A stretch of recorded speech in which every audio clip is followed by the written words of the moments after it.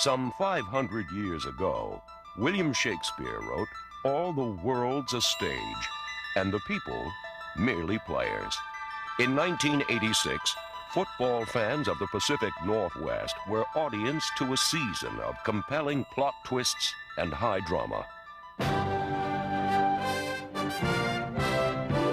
The Seattle Seahawks formed the cast of this remarkable story, and not even their coach could predict how truly dramatic it would be. Chuck Knox was impresario to a plotline that was filled with all the elements of a great saga. There were the collective heroics of a defense that could alter a game's course with one bold stroke.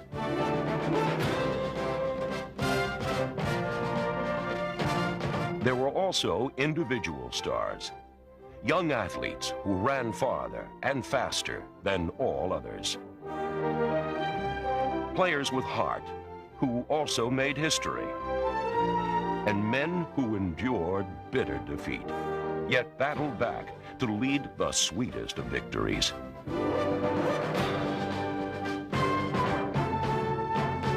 Here's the toss to Warner from the 40-yard line, takes off over left guard to the 45 to the 50, breaks into the secondary, one man to beat, he beats him, he's on his way!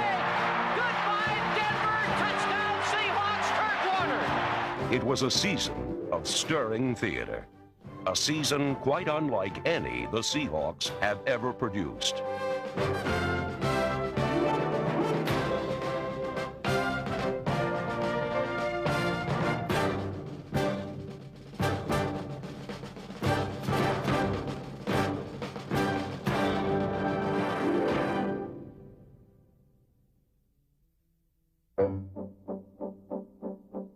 The curtain rose on the 1986 season in a brand new setting. The Seahawks' modern headquarters was finally finished and in full operation. Serving as both training camp site and team offices, the structure was dedicated in June by club president Mike McCormick. Also hard at work was the Seattle coaching staff. Once again, the Seahawks had been saddled with the toughest schedule in the NFL, and it would take the best efforts of all the coaches to mold a team that was coming off a disappointing 8-8 season. By the end of training camp, the staff had their players primed and off to the best start in team history, beginning with an opening day demolition of the Steelers.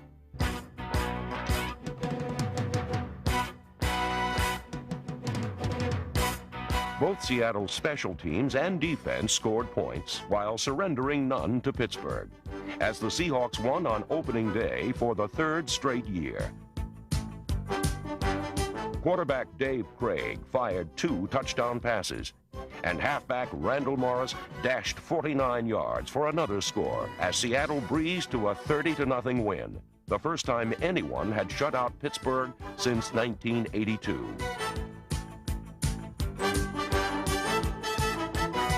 The next week, the Seahawks whipped AFC West rival Kansas City 23-17, beating the Chiefs under the dome for the 4th straight time.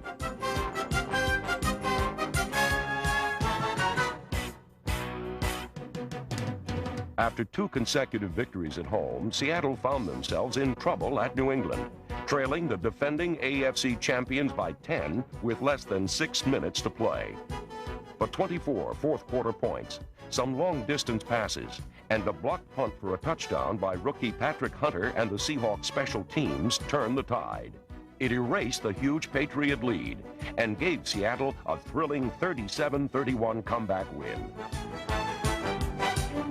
Craig has a look. Now he's delivering one deep down the right side. Butler's there at the 25. He's got it. He's down the sideline. Touchdown, Seahawks!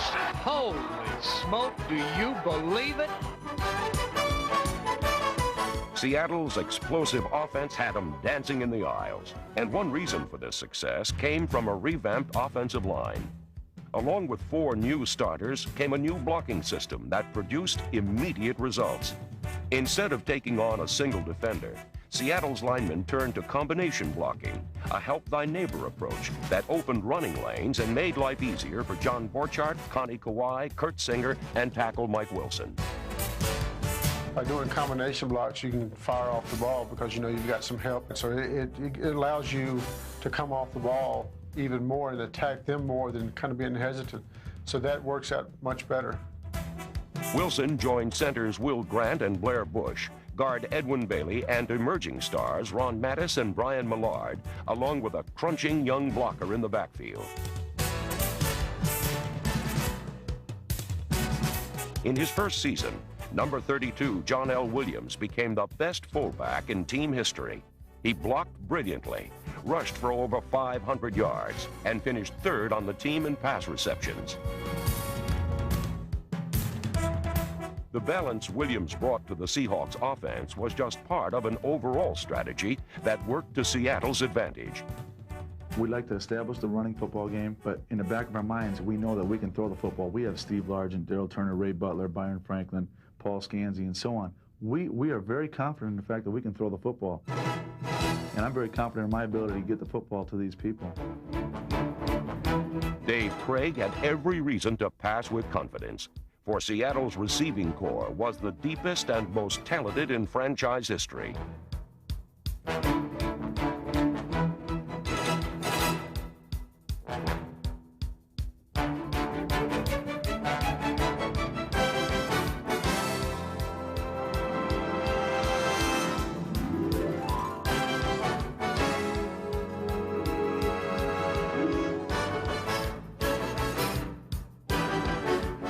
On fly patterns, Craig and Gail Gilbert looked for Turner, Butler, or Franklin.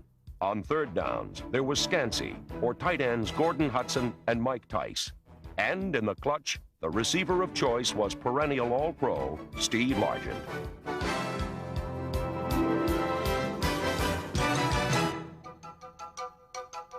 At this point in my career, that I'm the person that the Seahawks look to, you know, in clutch situations. They're going to try to get the ball to me, and that's the type of situation that I look forward to.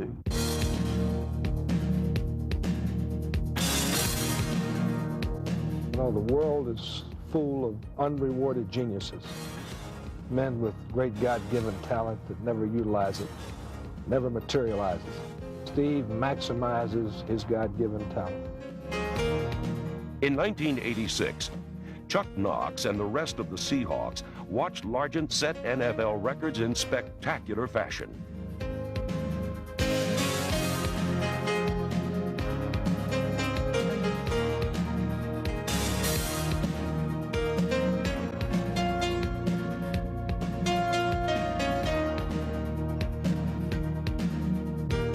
In 11 brilliant seasons, Steve Largent has earned respect from the competition and admiration from his teammates. Everything he's accomplished on the football field, as professional as he has been, he is that and much more as a person and as an individual, and more specifically as my friend. And I really value that much, much higher than what he does as a professional football athlete. On the night of October 6th, all the world was a Largent fan. One more catch would give him a record 128 consecutive games with at least one reception. Wide receiver Byron Franklin and fullback Eric Lane made the early catches in a 33-7 rout of the Chargers. Then, late in the second period, Steve Largent's rendezvous with history was finally at hand. Largent out wide to the right, back Craig, a quick pass. There it is.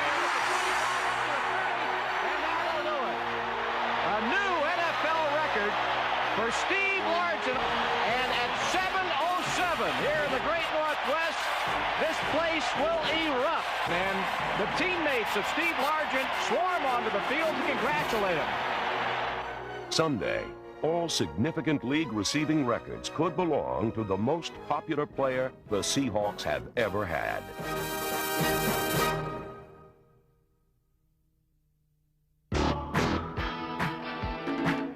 In 1986, the Seahawk defense posted some show-stopping numbers. No team in the AFC allowed fewer points, and no other NFL club posted more shutouts.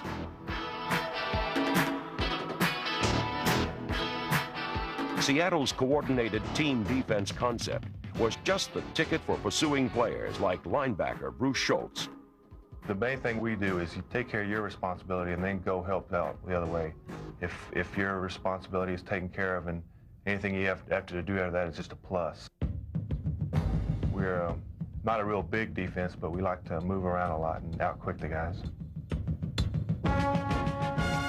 The quickest of Seattle's linemen was number 79, Jacob Green, whose dozen sacks landed him a Pro Bowl berth for the first time in his career.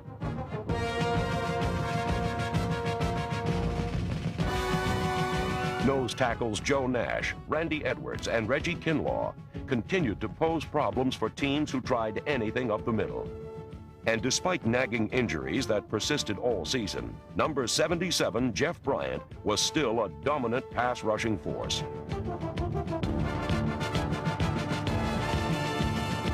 Seattle's most active defenders were its linebackers. 4 of the team's 5 top tacklers came from this hard-charging unit.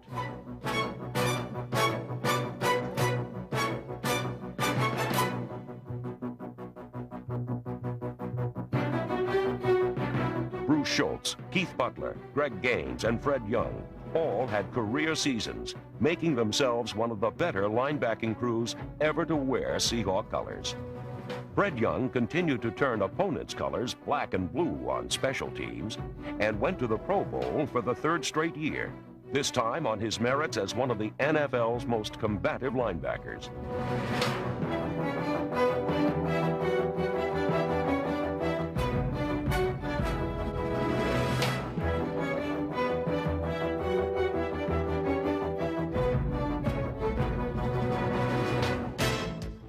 Hard hits came frequently from the secondary as well.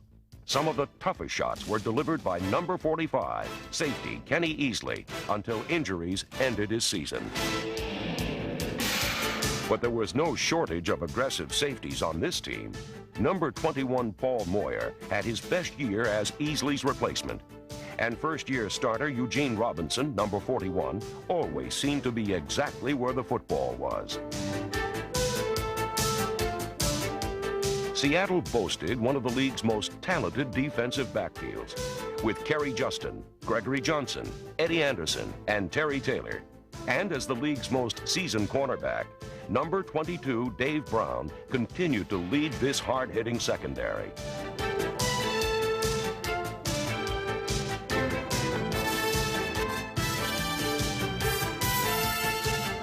It was the Seahawks defensive backs who provided the spark in many of the team's 1986 victories, their most significant contribution coming in a Week 7 battle with the eventual world champions. Paul Moyer sent an early message to the New York Giants about trying to pass on Seattle. Apparently, it took the Giants an entire game to learn their lesson. Quarterback Phil Simms had one of his worst days of the year, throwing 4 interceptions, 2 of them picked off by Dave Brown. Seattle also sacked Simms 7 times, 4 by Jacob Green, as the Seahawks became the last team in 1986 to beat the best team in the NFL. Gordon Hudson's touchdown helped clinch a rousing 17-12 win over New York. Now it was on to Denver for a first-place showdown with the Broncos. But it was in Mile High Stadium where Seattle's luck went sour, and a whole season turned. Here's Chris Norman now at his second punt. Seahawks get through the pocket. It's blocked, picked up at the 10-yard line and run into the end zone for a touchdown by Scansy. But we have flags down, so hold the phone. A touchdown was wiped from the books, and then matters only got worse. Now Craig out of the shotgun. Here's an all-out blitz. Craig stays in the pocket, throws. He's got a touchdown to Butler. A flag is down though at the 10. So take that touchdown away. It's a penalty against Seattle. Tell you, I hate that saying when it rains it pours, but I can't think of anything better to say right now. The defeat sent Seattle into its most agonizing losing streak in years. 3 more losses followed, none of them even close, as the once contending Seahawks saw their record slip below 500.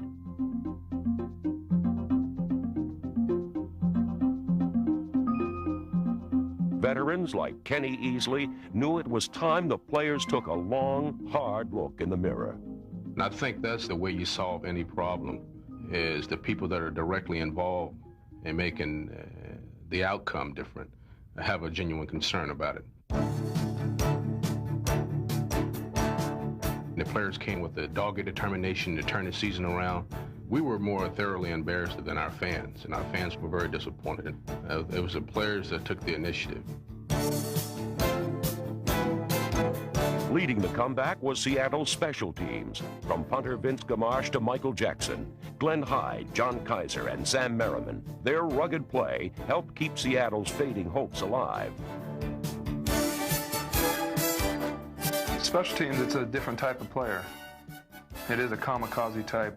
You have to have the attitude that you're willing to light your hair on fire, in a sense, and go down there and cause a wreck. Merriman and the special teams were the difference in a Week 12 win over the Eagles. After scoring off a blocked punt, the stage was set for a stunning solo from the NFL's leading punt returner. Bobby Joe Edmonds backpedals to his 25, over the shoulder grab, takes off hard for the left side at the 30, now breaks it back toward the right side at the 35. He's got an avenue, and up the sideline he goes. Could go all the way. Goodbye, Philadelphia. Touchdown, Seahawks. From here on, Seattle would win every game they played. Chuck Knox brought the Seahawks into Dallas for a Thanksgiving Day duel with the Cowboys. And while millions of TV viewers enjoyed turkey and stuffing, Seattle shoved the football right down the Cowboys' throats.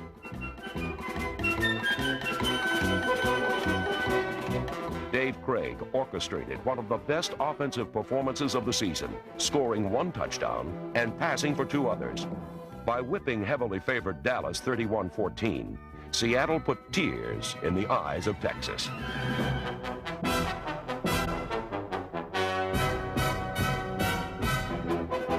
Number 28, Kurt Warner, also contributed, slashing his way to 122 yards and a touchdown. But this was just another typical performance from the finest running back in the AFC. For the second time in his career, Warner led the conference in rushing. He outgained the next best ball carrier by nearly 400 yards.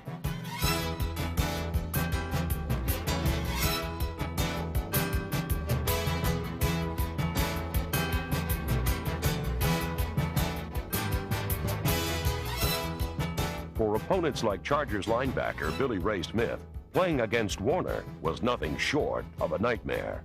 Kurt Warner, the thing that makes him so hard to bring down and stop is that he's such a great cutback runner. Kurt sees a gap, he'll cut back and hit that. Probably the best cutback runner in the game right now. Warner's surgical moves sliced defenses to ribbons and allowed Kurt to break his own club rushing record. Along with 13 touchdowns, there was simply no other runner in the conference who did more for his team than Kurt Warner.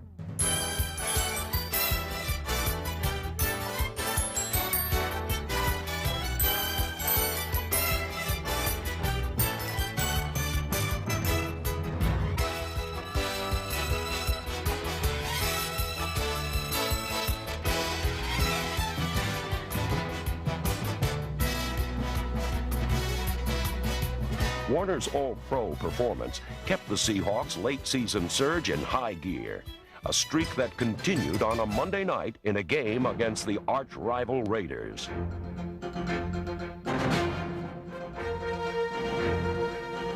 Seattle's relentless defense forced 4 turnovers and logged a team record 11 sacks, as the Seahawks handed the Raiders their most humiliating defeat in a quarter century.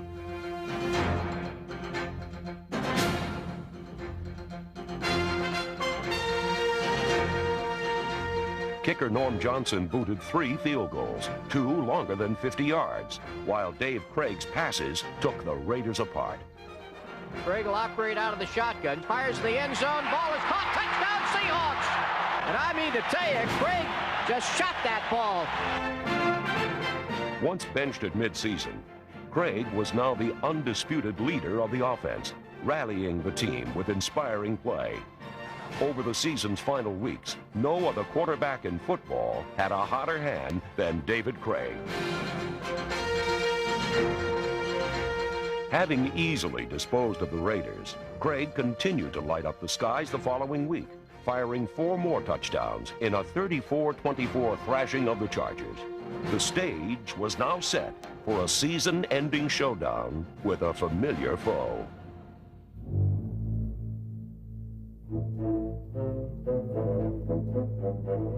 Seattle's playoff hopes were barely flickering, and to keep such hopes alive, they would have to beat division champion Denver. To do so, the defense would have to shut down Bronco quarterback John Elway.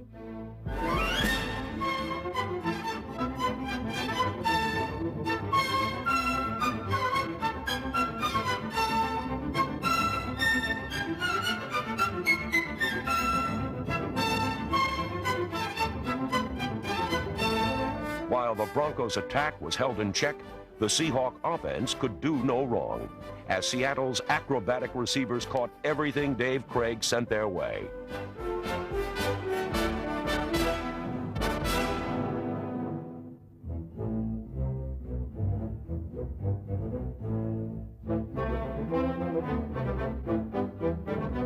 Second and goal to 7. Craig throws one for Turner in the end zone. He's got it. Touchdown Seahawks. And Craig with a perfect touch. Seattle's passes shot Denver down. And then Kurt Warner ran the Broncos right out of King County. Here's the toss to Warner from the 40-yard line. Takes off over left guard to the 45 to the 50. Breaks into the secondary. One man to beat. He beats him. He's on his way. Goodbye, Denver. Touchdown Seahawks. Kurt Warner. Well, that's kind of a fitting way to maybe end the afternoon here.